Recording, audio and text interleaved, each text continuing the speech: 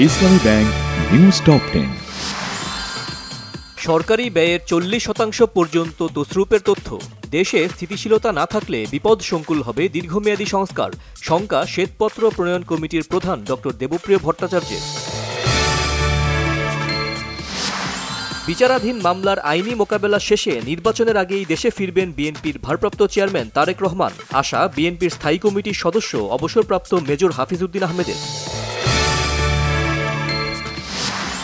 15ই August জাতীয় শোক দিবসের ছুটি ঘোষণার রায় স্থগিত আপিল বিভাগে। জয় বাংলাকে জাতীয় স্লোগান ঘোষণার রায় স্থগিত চেয়ে রাষ্ট্রপক্ষের আবেদন। ইসিতে ভোটার তালিকা হালনাগাদ সংক্রান্ত বৈঠক। চূড়ান্ত ভোটার তালিকা প্রকাশ 2রা মার্চ। 4 নির্বাচন কমিশনারের নেতৃত্বে 4 কমিটি গঠন।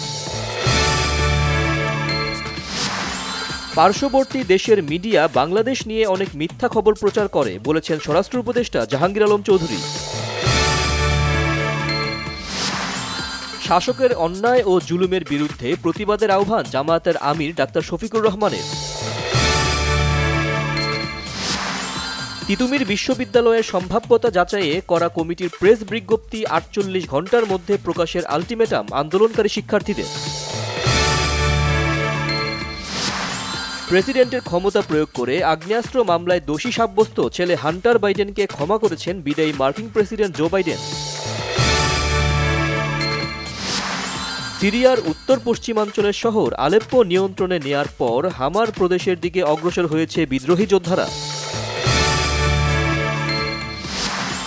ওয়েস্ট ইন্ডিজের বিপক্ষে জ্যামাইকা টেস্টেও বাংলাদেশের উপর ছড়ি ঘোরাচ্ছে ওয়েস্ট ইন্ডিজ।